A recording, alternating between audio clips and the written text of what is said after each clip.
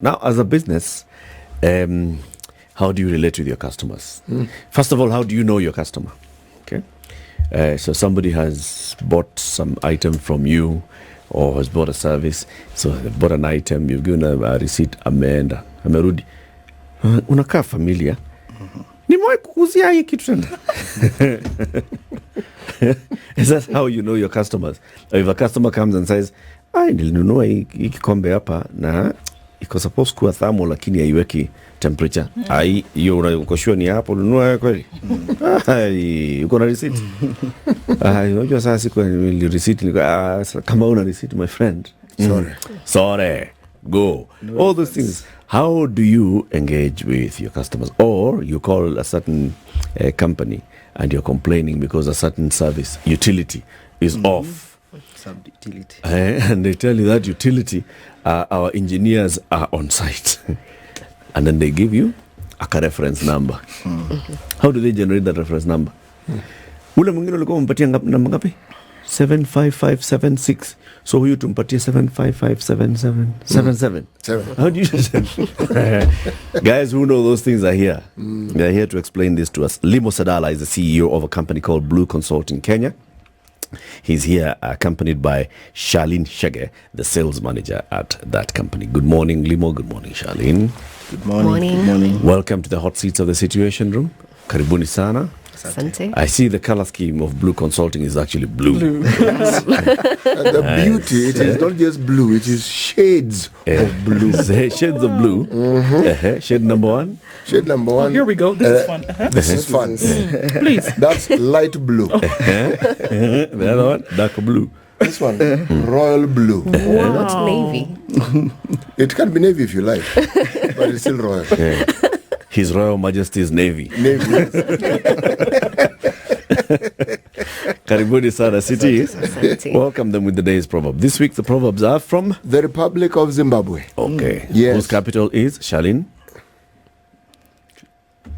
On the spot right there. Do not worry. You're ECRM. The capital of Zimbabwe. Starts with an H. Starts with an H and ends with an E. Oh no, you got me off guard. We apologize. Yeah. Homa Bay. Really? This man. He's not my friend at all. Completely. Homa Bay. Next thing we'll tell you, Homa Bay is a capital of Kisumu. It's Harare.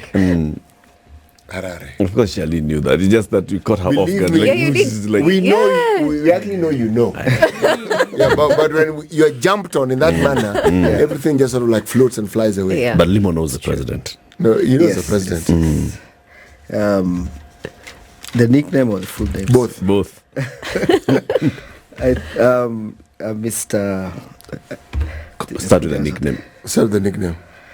I don't know if you can say that on air. Yes, you can. It's his Things name. you say. It starts with a C. Yes, You say yes, name, but Nini? Crocodile, Mr. Yes, exactly. Yes. I don't know if that's official or not. Then his official name? His first name is Emerson. Emerson. Okay. Shangara. No, that was the opposition guy. That's the opposition guy. This guy's called Mnangago. Mnangagwa, yes. Stefangirai. He's the other guy. He's the other guy. But do not worry. Yes. It's a learning process. Yeah. You have a lot of Zimbabwean friends. Yes, so you I do. apologize to all of you. No, do I not know. apologize. Now you know the name of the You know the president. name. You mentioned somebody who's actually a Zimbabwean, so you're okay. Okay? If you had said something like Homa Bay. Yeah. Oh, really?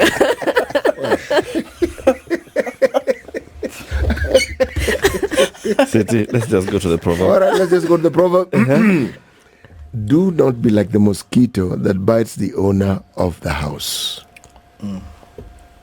That's it. That's a proverb Ends there. from Zimbabwe. Do not be Do like not the be like the mosquito that bites the owner of the house. Limo, what's your interpretation? I think if you're taking lunch or food from somewhere, you should respect that relationship. Meaning you don't bite the hand that feeds you. And respect that because you need that relationship to keep going. So, I mean, mosquitoes, they bite us every morning. Every night we slap them, we kill them. If they are able to just take the blood without disturbing us at night, we would have a very good relationship with the mosquitoes. I think we should feed mosquitoes the way you feed birds. Put some blood for them Something there. up there. Just Just take it there. don't wake me up. That's my issue. Yeah. Charlene, what's your interpretation? I would say mosquitoes are nagging, first of all, and very intrusive. And they do not care if it's your house or not. They're very intrusive kind of insects.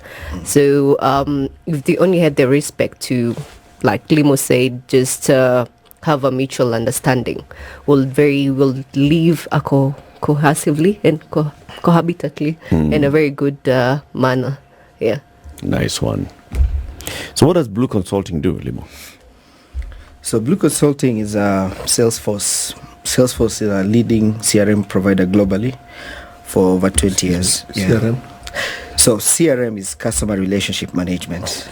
So basically, as you mentioned, it allows everybody in the company to have that personal relationship with every customer, all the information about that customer across the company. So that's keeping that interaction of every customer, because you want your company to know when your next birthday is, when your child is approaching 18, all that information, keeping it centrally across the organization. So that's what CRM is in a nutshell. We'll go more into that, but essentially Blue Consulting is a Salesforce partner. Been a partner for over 9 years. We launched in 2016 in Nairobi, and we'll talk more about that. As I said, Salesforce is a global CRM provider. Tell us about Salesforce. So Salesforce is a leading, as I said, CRM provider. We do sales automation, customer service automation, marketing automation, so many different suits. So Salesforce started as a sales tool. That's how the word Salesforce came in. But over time, you realize you need this tool to find customers, right? And once you get customers, you need to keep them. You need to retain them. So that's where the service comes in, now servicing your customers, then retaining them. So that's what Salesforce does, and it's been a leader in CRM for over 20 years now. It's a cloud CRM product here. When you say automation of customer information, what is it exactly? Yeah, so, okay, I think maybe I can give an analogy that will make sense. So Yes. in your home village, you have that person who has a hardware shop, and he knows, the family that lives down the road, he knows the other family. When your father goes to buy some cement to extend the house, the guy knows your father, he knows the number of children you have, who's gone to university. They have that personal conversation. He even all knows time. the house being extended. Yes, and he can even take all those whatever hardware you're buying and take it to your father's house, and that relationship, that is called personalization. Like, you feel very personal to this business owner, right? So extend that to a bigger environment. Like now, your hardware shop in my industrial area, servicing 200 customers a day, people walking in, people walking out, 30 salespeople all over the country. You have, so that scale, going from 5-10 customers a day where you know everybody's name, to now having thousands of customers. So for a company to scale like that, to that level, like think of insurance, think of banks, they need something to keep that glue across the organization. So that's what CRM comes in. So the moment you make an inquiry, you want to buy insurance, for example, you send a WhatsApp to your agent, or you send an email. From that moment on, by the time they advertise to you and you see an ad and click on an ad, to a salesperson following up on you, sending you a quotation, negotiating with you, closing that business, that whole process is mapped on Salesforce. Now you're a customer of this insurance. They need to know my birthday is coming up. Send me a personalized message. I have a child on the way. Send me some offers about education policies, and so on and so forth. Just having that personal touch with the organization, that's what the glue of CRM. Why is that intrusion important? What do you mean by intrusion? Because having so much information. you have so much information. So you have a baby on the way. That's relationships, You have right? the wrong baby on the way. I think your relationship manager would have Why is that it relationship. important So for a hardware shop? for a hardware shop. So there are two ways to look at it. One, obviously, is from internally. If I have 30 salespeople running around, I don't know where they've gone as a sales manager. I don't know who they've talked to, what their targets are. So normally, I'd ask. Let me ask you a question. who do you think is our biggest competitor in terms of CRM in Africa? You'd be shocked. It's Excel. All these big companies, most of them we've interacted with, they use Excel to manage all the pipeline, all the people they've talked to, where I went today morning, where I'm going. And that's the problem. So internally, if you don't have a system to track all this, number one, as management, you have wrong information or inaccurate information. Because by the time, so give you a scenario, there's a company we're dealing with a few years ago, they're in industrial area. So salespeople, because they don't have a CRM or any tool, salespeople have to leave home in the morning, take the matatu, take a whatever private means, get to the office by 6:37. You have your sales meeting, you're told you're going Langata, you're going Thika Road, and all that. The sales team, they leave, they go and sell. They go and capture orders on pieces of paper, notebooks, and they have to come back by 3 because of traffic. This was before the expressway. Come back to the office and then log all those orders, their process, and then by the next day you can start receiving now. Somebody's calling you back and all that. So that company is already wasting so much time in productivity, right? Because ideally, the salespeople should just wake up, go straight to their customers, see if they were seeing 3 customers a day, they would now be seeing around 8 or 9 customers, right? And the orders would now be real time. That's one example internally of just why you need a CRM internally. But you on the outside as a customer, you know, you really want that personalization. So you mentioned an example of a leading utility provider. When you call this utility provider, how was first of all you can call, right? Can you WhatsApp them? Can you send an email? Do they know your close number? Yeah. Do they know where you live, your apartment? That last week you called, there was this issue about this transformer. As somebody followed up and asked you where it is, can you follow up? Like, you need that reference number, right? So, I mean, that's a form of CRM, but it can be more sophisticated. Essentially, I need to be able to be served at a personal level, whether you have 10,000 customers or 10 customers, like your hardware shop in the country. Charlene, do you see that there's customer retention because of a personalized service? Oh, yes, absolutely. Because customer retention comes in whereby you know everything that I need. Maybe I called in last year but one, never called in again. When I call in as a customer, I wouldn't want to know if you were working there when I was calling in. I just need you to serve me according to my last prior engagement, and CRM helps in that. And the good thing about Salesforce is that it's unified in one page. You can see the contact, you can see the case that was raised before, you can see the email or the person they talk to. So it becomes very, very easy for me to continue the conversation where we left off. And that's the good thing, because I don't want to call in, start over again, repetitive. Every time I'm repeating the same thing. It becomes a nuisance as a customer. I just want to call in and you tell me, oh, this is the same issue you had last time. So I think this is the best solution for you. And we have actually upgraded our services. Next time when you call in, it's much as easy as this, as sending a WhatsApp, as sending an SMS. We'll be able to sort you real time. Yes. Especially if you're transferred to another agent, then you have to start again from scratch what your issue is. That's how people just move to another company and you lose that attention as a company. Then another point on that is, let's say you work with your agent very well, whatever insurance, then for some reason they leave the company and go to another company. And they go with all the information in their head. They know that you have 2 children, you have this and that, you like to play golf, all that personalization you had with this agent, now you have to start afresh with a new agent. So, but if you had CRM, all that information would be in the system. So it wouldn't matter who you're dealing with at the organization.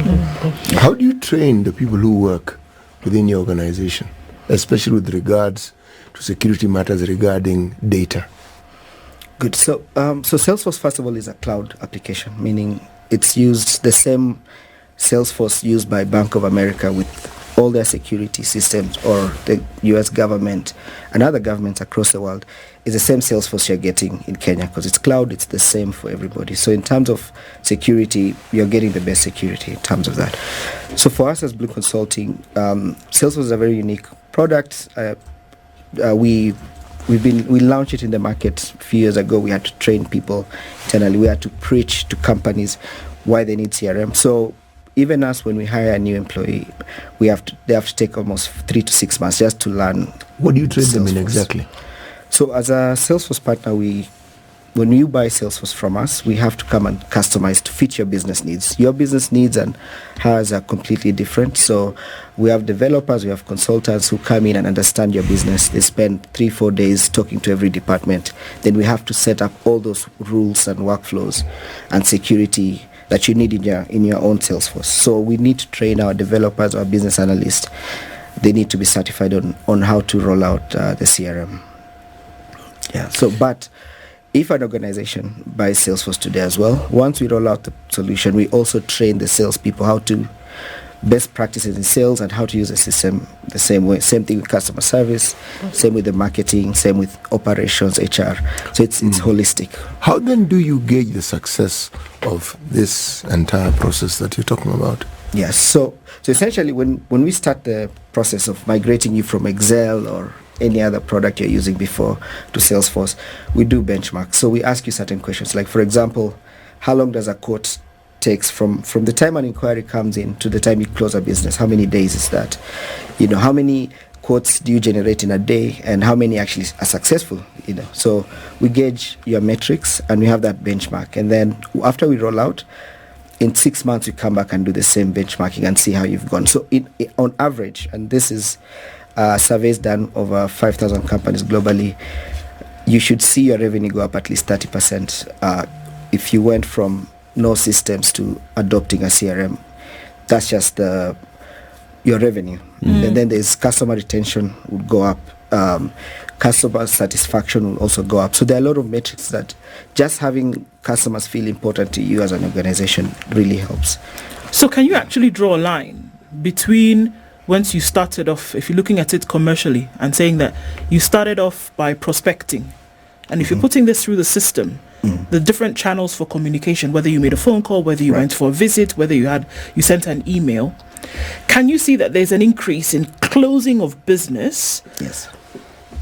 Because of getting into this system as opposed to just doing random anything, because you can follow a channel? Can you see the difference between the two? Absolutely. Absolutely. And I think that's our biggest selling point, is that before CRM, I'll just give you this example that would make it very clear. Salespeople they go prospect. It's okay, they run around. Yeah. Okay. So they collect all the prospects, they do all those things. And then on Friday afternoon, normally, most companies in Kenya, they come and report, right? They put everything on Excel, they send to the manager. Manager comes on Monday morning, they collect all that information, and they send to a regional manager on, let's say, on Tuesday. By the time it gets to the CEO's desk of what we did last week, it's probably Thursday or Friday. And that's last week data. And if a CEO sees this and is like, this quote, where is it at? That's 2 weeks ago. That by that time, something has already happened. Maybe it's gone to, you've lost that gone business. cold. Yeah. So that is without CRM. And then now with CRM, everything is real time. Like she'll talk about it shortly. We have an app that if I'm on the field as a salesperson, I log everything in real time. The manager can see where everybody is at any moment. So I'm just talking about real time and accuracy of the data. What do you mean here? So I'm going from the standard group, for example, and I'm going to wherever to have a meeting. I log that in the app. Yes. I make a phone call to my prospect. I log that in the app. Yes. I've had this meeting and they've said, yes, we will buy this for $1 million.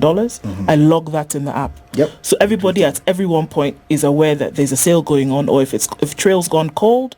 Yes. So all of that. So there's the CEO can go to a dashboard in real time, see where everybody is at physically, at what location, and also all the quotes that have been generated. And of course, a CEO doesn't need to know everything that's going on. He might just worry about deals which are above 5 million and above, and he can have that sort of visibility but essentially you have real-time information throughout. And some of it is automatic. As you said, you log all these things, like all the emails you send to customers is automatically logged by the system. So it's there.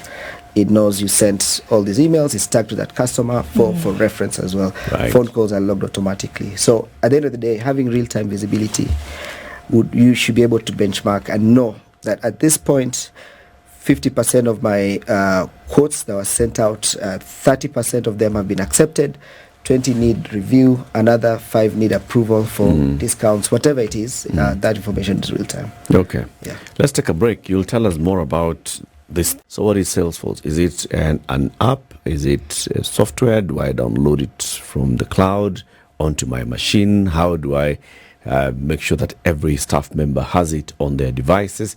So what is this thing? When someone buys, Charlene, when someone now says, okay, so I want Salesforce and my Salesforce is 50 strong.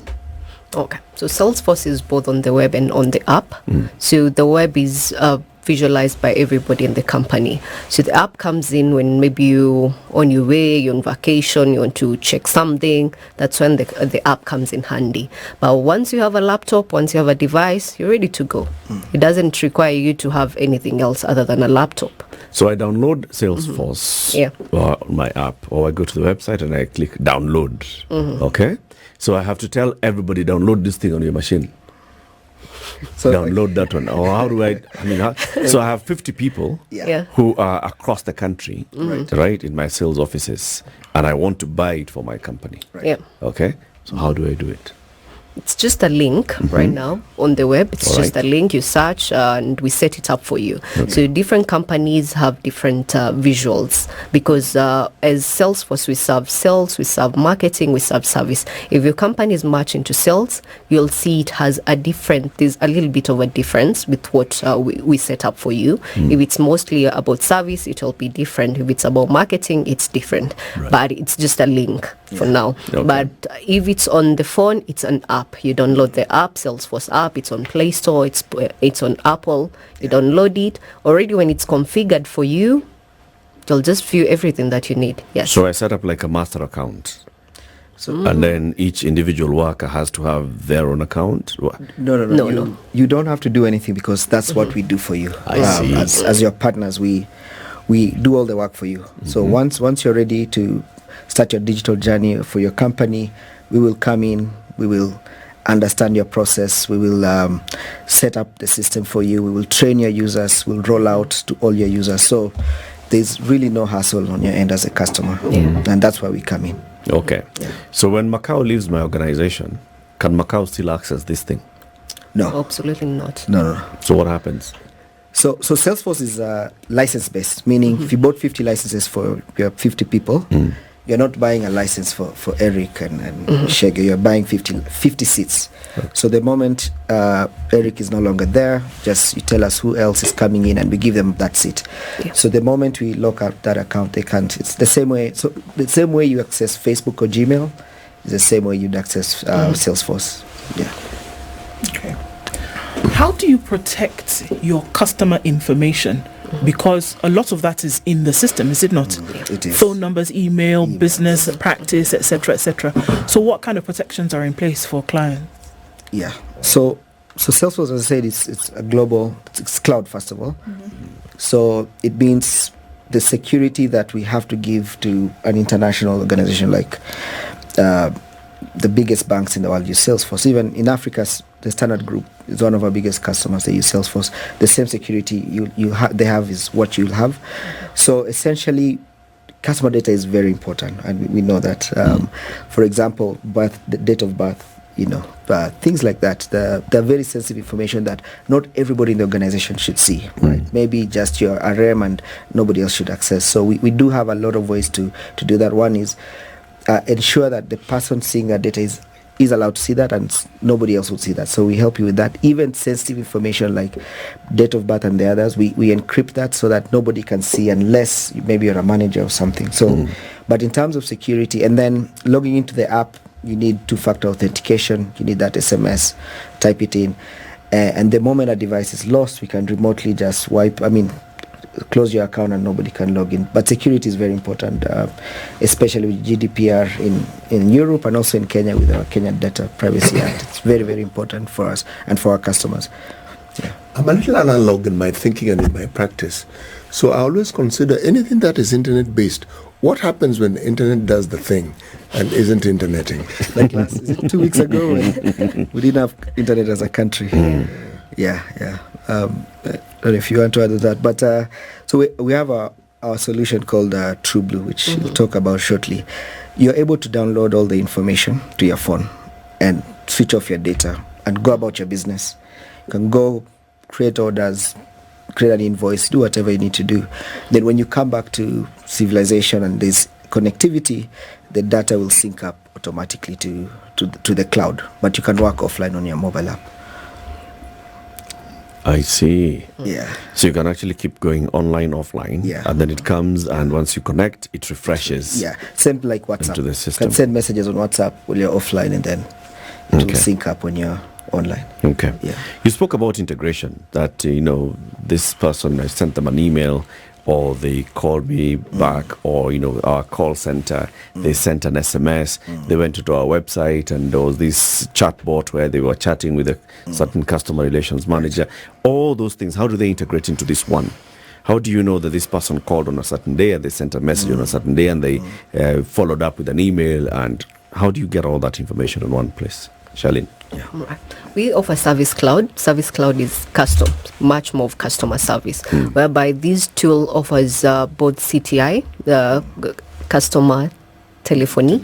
Yes. And with these, you can be online, you can be offline. We offer one unified page or one unified tab whereby you can see all WhatsApp messages that are coming in, or emails that are coming in, or SMSs that are coming in. So Salesforce is not only built for one type of business. So with Service Cloud, these customized to that. And Service Cloud can offer different services, different company profiles, and different customer background or business processes. So we'll be able to develop according to your business processes. So you'll see all SMS coming in or emails coming in to even one unified customer.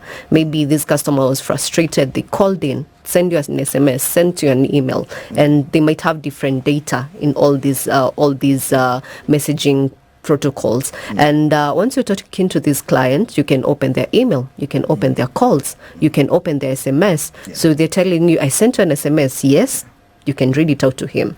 I called in yesterday, and you can tell them, yes, I saw everything that came in. And with Einstein, Salesforce offers Einstein AI and voice recording. So anytime I'm calling in, whatever conversation you're having with the client is being recorded. This call may be recorded for quality.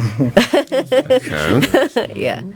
Yes. Just to add on that, we have what we call the customer 360, meaning everything about you. So if I log into my Salesforce, let's say you're my customers, can go to Eric's page, I can see all the invoices, all the orders, all your complaints, all your SMSs, your WhatsApps, how many times you've called in. So all that information is in one profile.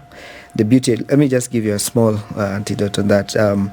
We're working with a leading insurance company in Kenya, and the CEO works with VVIPs, not VIPs, VVIPs. And so when this VVIP wants something, let's say they want to take the children to hospital, they don't call the call center, they call the CEO directly. Of course. And the CEO for this organization, because they don't have CRM, he has to leave 10th floor, get an elevator, go down to 2nd floor, look for that RM or whoever, find out whatever needs to be, and he goes back to the 10th floor and then calls this guy back, So because there's no unified, when I have that profile of Eric and it's across the organization, the CEO could have just logged in and then clicked a button and did whatever they needed to do. Maybe it's a pre-authorization, whatever it was. But essentially that's the customer 360. Whatever channel, it's called omni-channel. Whatever channel the customer wants to talk to you, you should have all those channels available. Yeah. What kind of businesses can benefit from this? Because I can imagine, maybe one where many are selling one thing frequently, but what other kind of businesses would be able to benefit?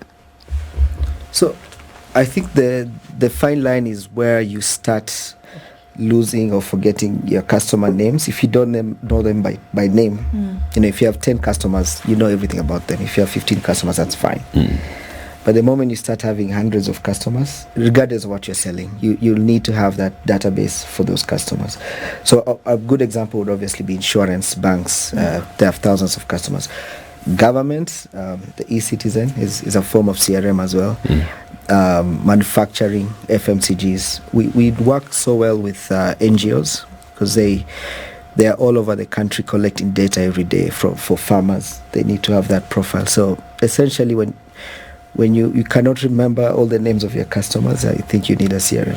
So that could be anybody, essentially. Could be anybody in business who is calling on folks. Schools, universities, their students are the customers. Yeah, alumni, thousands of them.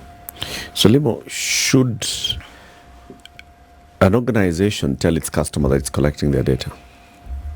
Yes. According to the law. And not only that, as a customer, I need to know what you have about me. I need to call and say, give me a list of all the...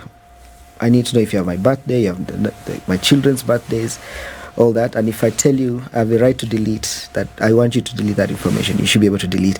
And I don't think we're there as a country to that level of sophistication where it's my data and you should be able to delete.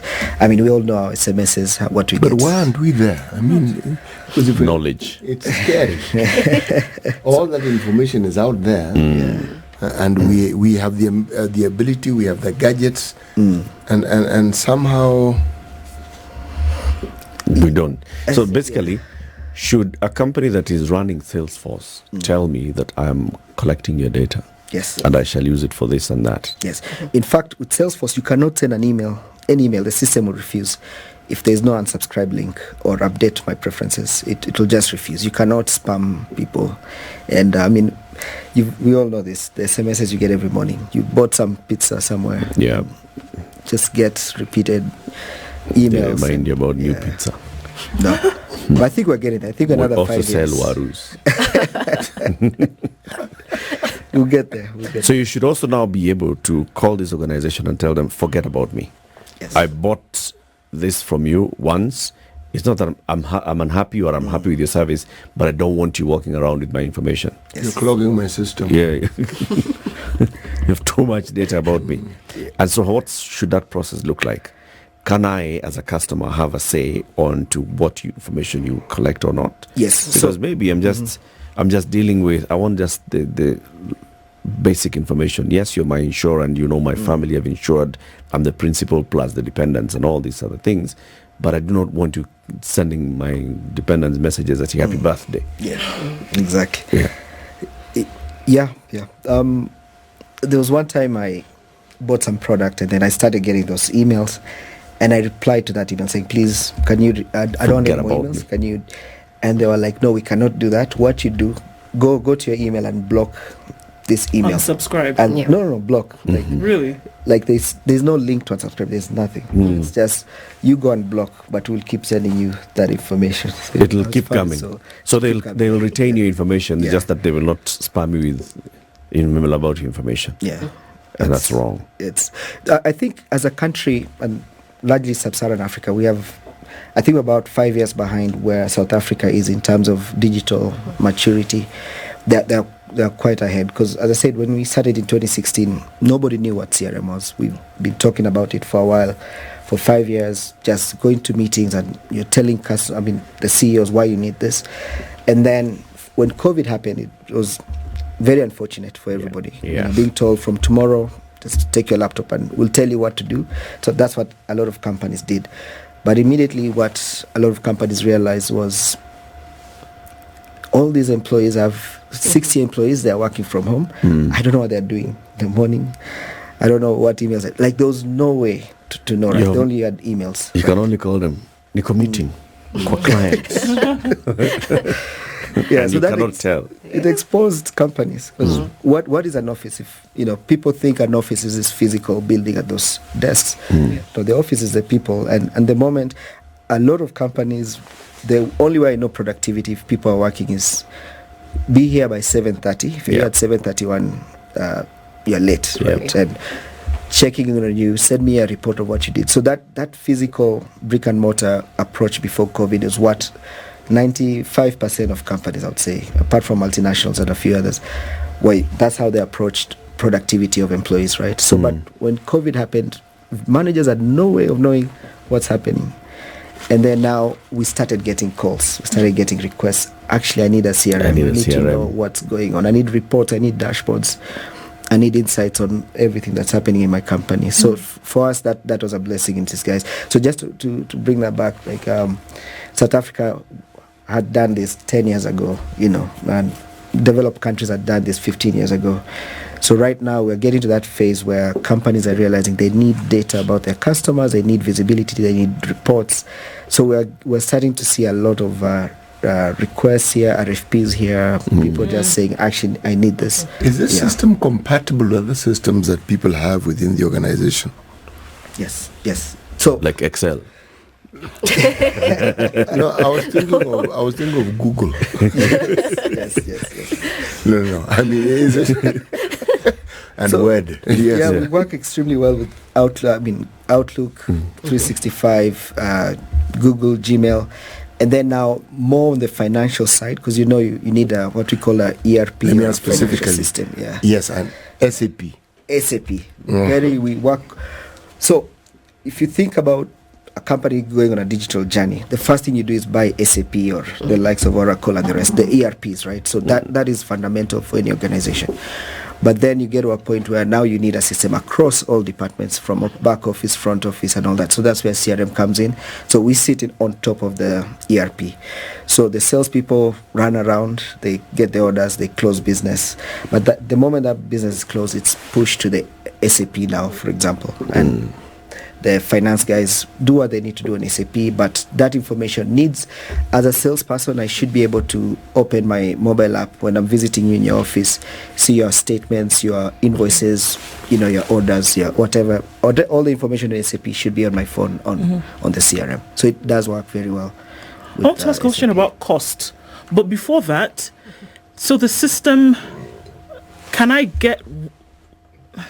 you then have one that then meets the needs of the number of people that you have, the number of clients that you have, or the number of a force that you have as an organization?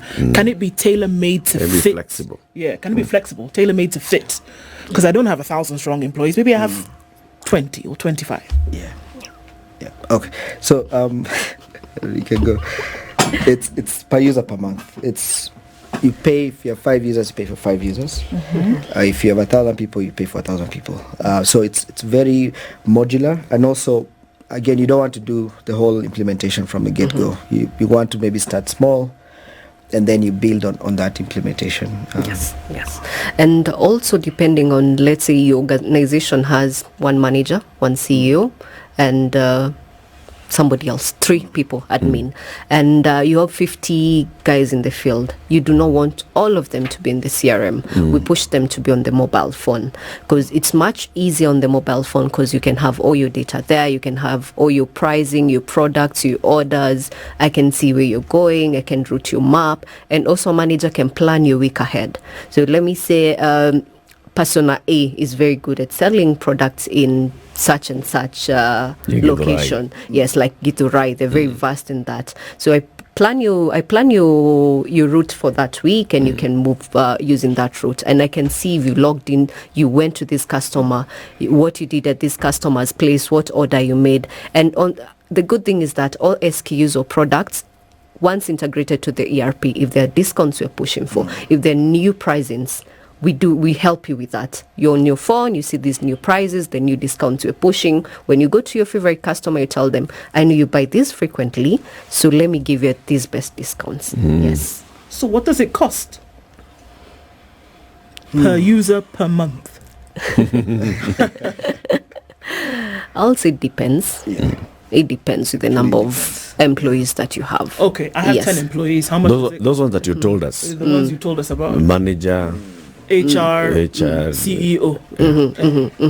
I would say Salesforce is not priced per pricing of just one. I wouldn't say Salesforce is $10 for everyone, because we segment you. Are you an SMB? What type of industry are you in? What is SMB? SMB, Small, medium businesses. Or enterprise. Yes. But to answer your question, without going into specifics, as she said, we cannot quote on the fly, but I would say for a small company, anywhere between $1 million to 10 million, really depends. Per what? For the whole project, essentially. Okay. It's a one-off. There's a license and there's a one-off. Okay. Explain. Let's break it down. Maybe we can picture this a little bit, okay? So, I have a paint company. Right. Okay? we're trying to sell paint across the country. We have the HR, we have the CEO, we have the manager, and maybe 3 or 4. So those are 10 people in the office, right? Who are keeping track, planning your week, doing whatever. And then we have 50 sales agents around the country. Okay? We have an office, etc., etc. How much are you charging me? What's my bill per month? Right. So to set it up, as I said, between that, what I said earlier, 1 to 10, depending on how complex it can be. And then for the users in Kenya shillings, it could be somewhere from between 2,000 shillings to 10,000 shillings, depending on what you need to access the system per user now. Per month? Per month, yeah. Okay. Right. Okay. And you have access to this for how long? No, it's a subscription. Okay. If tomorrow you don't want to use it, you stop paying. But I can use it for eternity if I can use it, just keep renewing, yeah. I mean, it's you buy like 12 months. If after 12 months you don't want to renew, it's up to you. It's subscription based. Yeah. I see. Yeah. Okay. So no servers, no hardware to install. The moment you subscribe, you start using tomorrow. Yeah. I see. And you can keep upgrading depending. There are various packages depending on my needs. Exactly. Yes. So as I keep growing, I can scale up. Yes. As I become smaller, I can reduce this. Can downgrade. Let's talk about productivity, because you said that it's been a very big thing on productivity. Yes. Okay. Yes. So how, apart from a manager and a supervisor seeing where the people are, how does it actually help you improve productivity? Me, Right. at the end, as a CEO, I just want to see sales. Right. The bottom line is revenue numbers. Yes. How does Salesforce help me with this? So productivity is one of the key things we sell, because we're automating things. So think about things you do repeatedly. There are people, you do some things repeatedly. There are things you do on Excel. You have to come and analyze the data and all that. All that goes away immediately, because the moment you start using the system, it's automated. So I'll give you a quick example. There's an insurance company where it had 30 people, and their job was only to key in policies. You've written the policies on a biro, big stack of paper. The whole day you're just typing in those policies to their insurance system. And the moment we rolled out Salesforce, I'll never forget this. A COO just told me, how many people am I firing today? And I'm like, what? Because now, the moment a salesperson sends a quote and the quote is accepted, it's automatically pushed to the co-insurance system. That's just one example. Yeah. So the productivity of these 30 people were now taken to other departments who are doing something else, that they could learn new skills and do something else in the company. But all these things are repeated things you need to, so we automate a lot of that on the platform. So that's part of the productivity gain. Yeah. And just having that information in real time, it saves you a lot of time. Walking to somebody's desk and asking, where are we, this, can just log in and check directly in the system. Somebody's asking, how do you motivate the Salesforce who are using Salesforce? Yeah. Salesforce offers gamification, whereby a sales team agent knows you've been given a target. If I hit this target, I get something. I'll get a commission. It's very motivating when I see myself at 10% getting there, 20% getting there. This is how much I'm going to get. Salespeople are really motivated by money. And they're competitive. Right? Yes. Without CRM, Charlene and me were chasing one deal. Yeah. And then it closes. And then both of us go to the CEO and say, no, this is mine. It is mine. Yes. Yeah. Salesforce, who created it first, when was the create date? Everything is audited. There's an audit trail of everything. Who called who? So it's right there. We solve a lot of those issues at that level. Yeah. So as you're going around, you can see I'm at 10%. And at 10%, if I hit 20%, this is what I get. Yes. And I can basically visualize. Yes. And that visualization for a sales guy, that is blood in the veins. Oh, yes. Keeps them moving. Yes. So it actually makes them sell more. Yeah. Oh, yes, absolutely. And you've seen this from the market. Oh, yes. You can even have one customer who is going to make you close your target. Just one. You're like, if I win this guy, it's done deal for me. This a vacation for me next month. And so it really helps in that. And even managers, you're like, the CEO is coming in on Monday. It's Saturday. I've not done anything. It's just by a click of a button. You have your report. I see. Yeah. Somebody would like to purchase and have a conversation with Blue Consulting. How do they do that? website or Yeah, email? website. We have our websites. We have our Which is email. what's a website? What's it? www.blueconsulting.co.ke. So www.blueconsulting.co.ke. Yes. Once I get there, I'll see all the information how to contact you. Or Salesforce.com. as well. Yes, also. Or Salesforce.com. Nessa Zawa. Limo Sadalla is the CEO of Blue Consulting. Charlene Chege is a sales manager. We've learned a lot about customer relationship management. This is the Situation Room, the only way to start your day.